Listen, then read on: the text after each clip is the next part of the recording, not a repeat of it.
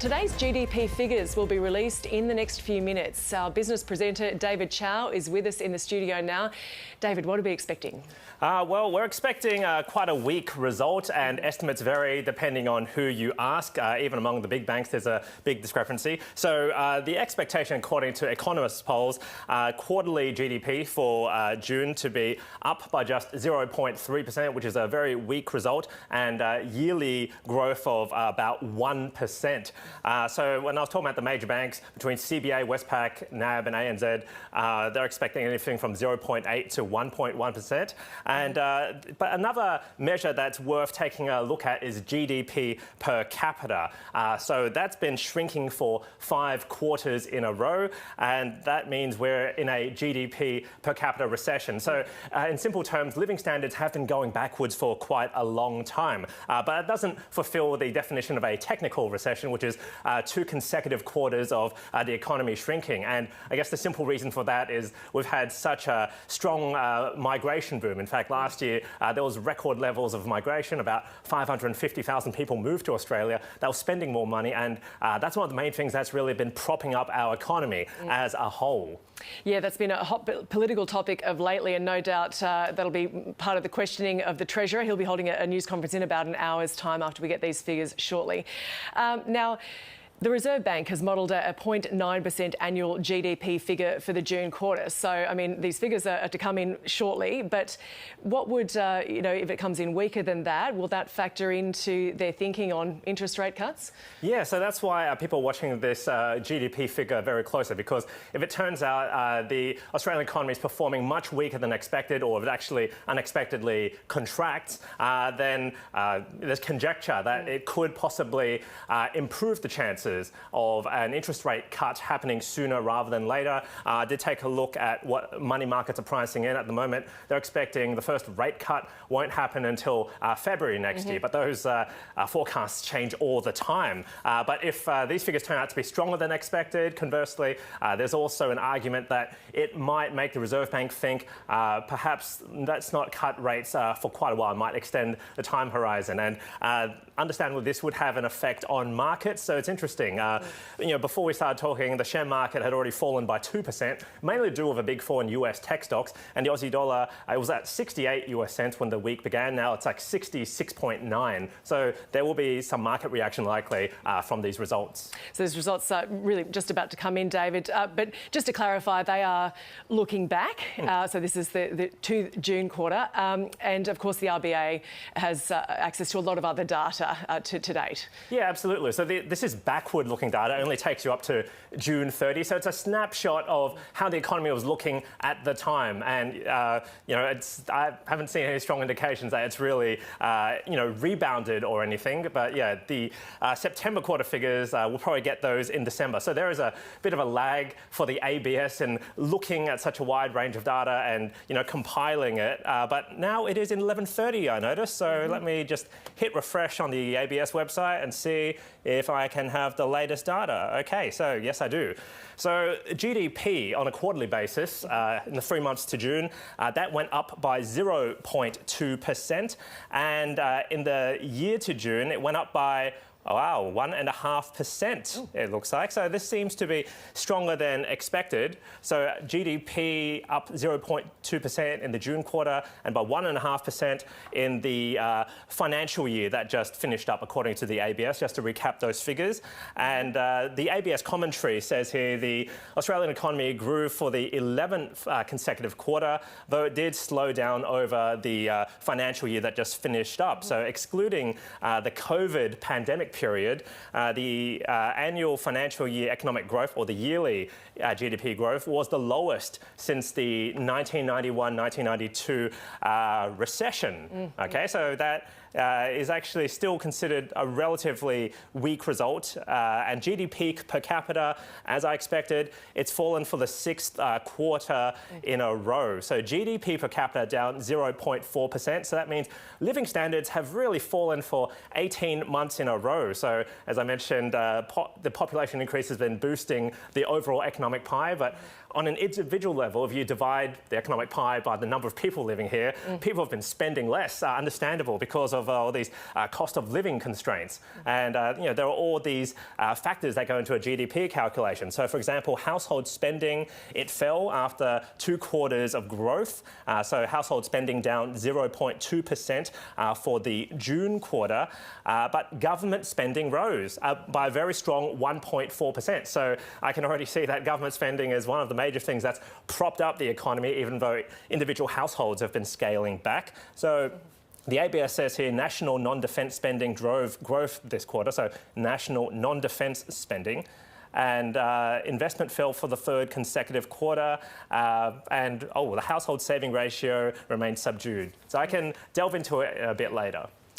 So, Dave, just to clarify here, this is weak growth, but it's not quite as bad as what was expected, right? But this per capita recession continues. Yeah, that's right, Gemma. That's it in a nutshell. And to get further analysis on this, let's bring in an expert who lives and breathes this material. So, David Bassanese from Beta Shares will help us break this down. Morning, David.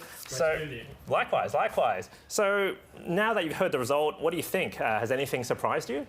Well, the quarterly number was sort of more or less in line with market expectations. 0.2 was a little bit softer than what the market expected. I mean, as you point out, the year-on-year number is stronger. Now, if there were no revisions to the data, that 0.2 would have given you annual growth of something like 0.9%, which would have been in line with the RBA's forecast. But what this tells you is there's been some revisions to history, such that that annual number is a bit stronger than we would have expected. So there's been some revisions to previous, as can be typical.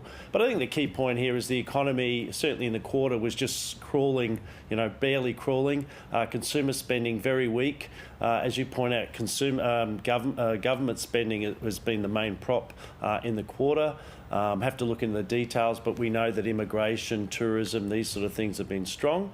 We did have an air pocket in terms of business investment in the quarter as well. We got the partial data on that last week, and business investment has generally been okay, but just in the June quarter, it was pretty flat, so that's helping to drag down that number that's just been released. Yeah, and David, 1.5% yearly GDP growth, that was stronger than expected. And as you mentioned, immigration, that played a part. So if we didn't have record levels of migration last year, would Australia have been in a technical recession, you think? Yeah, well, it is true technically. I mean, we know that per capita spending has been negative. So you can say, if that wasn't for the immigration, overall output would have been negative as well. But I guess, the way, a nuanced aspect to this is that, the RBA wants the economy to slow. It's been raising rates to slow the economy. Now, given that we've had strong immigration, they've had to, if we didn't get that immigration, the economy might have been weaker than would have otherwise been the case, and maybe the RBA wouldn't have had to raise rates as much. So it's a bit more of a complex picture, but it is true that at the moment the two things holding the economy back at the moment, or the taking it on the chin, so to speak, is consumer spending by domestic residents, very weak, and housing construction. Which is a real shame because we know about the housing shortages. But they are the key things holding back the economy and bearing the brunt of the higher interest rate policy at the moment. Yeah, and David, I want to explore the GDP per capita recession point a bit. So it's fallen for 6 quarters in a row, individual living standards, so 18 straight months. So when was the last time you remember anything like that happening for such a prolonged period? Well, off the top of my head, I'm not sure how far that we've gone back. But I mean, if you go back to the Great Recession of the early 1990s, I mean, I think we had a stretch of negative, certainly outright spending. But certainly this length of negative per capita spending, I think it'd be pretty unusual. I don't think we've really seen it, certainly for this extended period of time.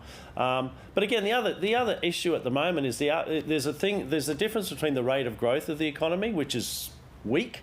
But the level of activity, as the RBA constantly points out, they think it's high relative to supply. So we're actually, the economy's crawling ahead, but it's crawling ahead because it's being constrained by limited supply, limited workers, limited investment available for things like housing construction because of the infrastructure boom. So again, the economy is crawling, but the RBA says, well, it's crawling because we can't really grow much faster because of the limited supply capacity we have. Yeah, no doubt the economy is crawling also because of the aggressive interest rate hikes the Reserve Bank has passed in the past couple of years, and just very high inflation and cost of living. So on the point of the Reserve Bank, David, how do you think they'll react to this data, and how might that affect their thinking on when interest rates might be cut?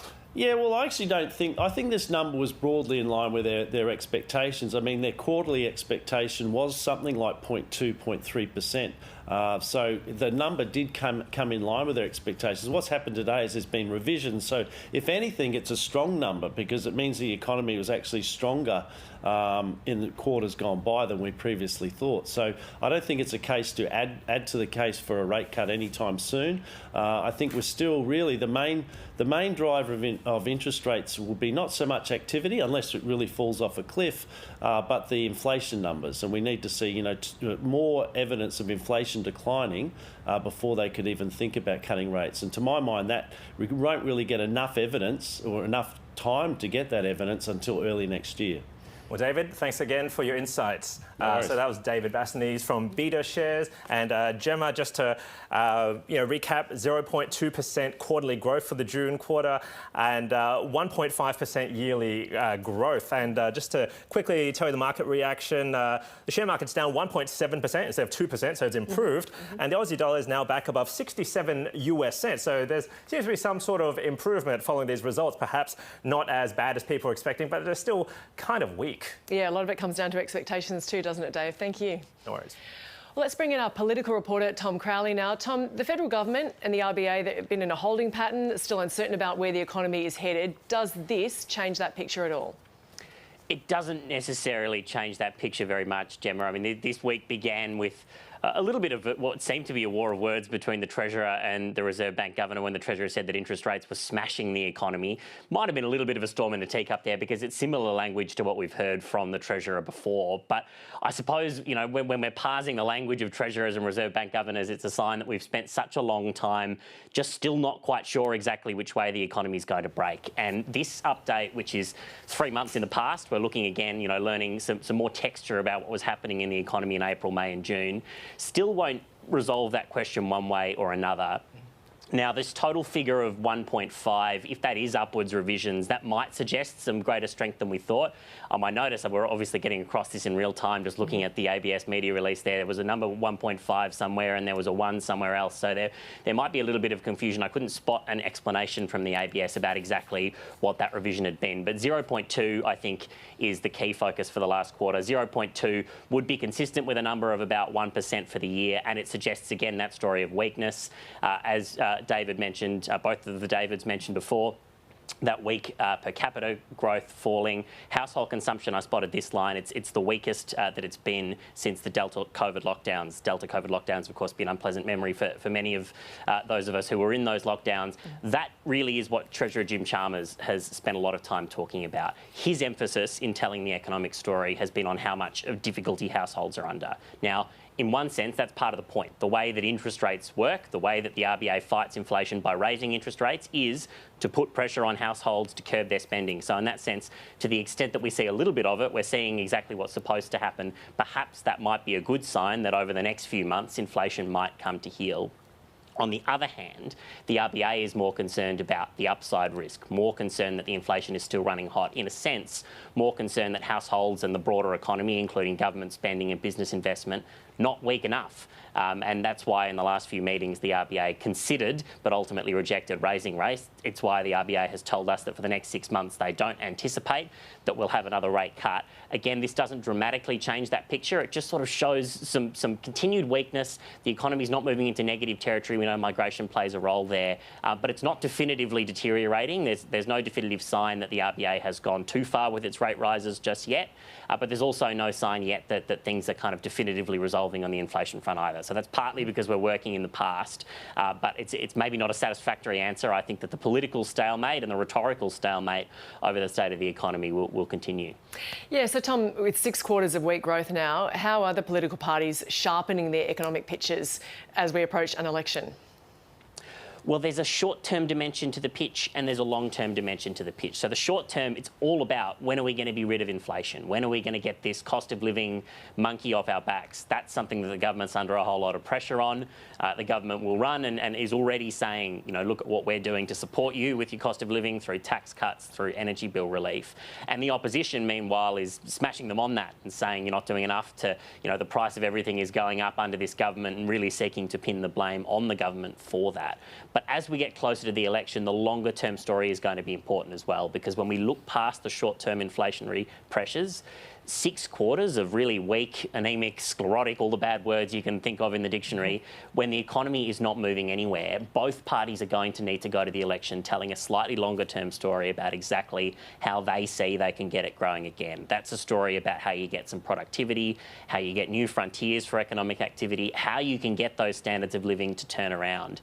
Real household incomes haven't fallen this much in decades. It's a really significant situation. It reflects the pressures that we've had with COVID followed by inflation. But looking to the light at the end of the tunnel, telling that next story is going to be really important. That's where the government is putting a lot of its focus on industry investment, on the future made in Australia, talking about new opportunities in the green economy and the high-tech economy that might give us opportunities for that growth. It's also where they might be talking more about childcare as we get closer to the election, that childcare might be able to help boost workforce participation and have a productivity and a growth dividend there. The coalition, it's fair to say, has a little bit of work to do in exactly what its growth offering is going to be at the next election. We haven't heard a whole lot of policies targeted at that particular question yet, and that's something the government's starting to pick up on. The coalition's quick to attack some of Labor's moves, particularly in industrial relations, the right to disconnect and some of the other workplace changes that Labor's made. The coalition said it would reverse those and that might help productivity, but in terms of its own ideas for a growth agenda, the coalition is not a huge fan of the Future Made in Australia plan, but we're yet to hear some of that detail about exactly what it will offer. Both parties will need to be able to tell a story, not just about the inflation pain that we've had, but about this weak growth picture and how they think we can change it. Political reporter Tom Crowley, thank you.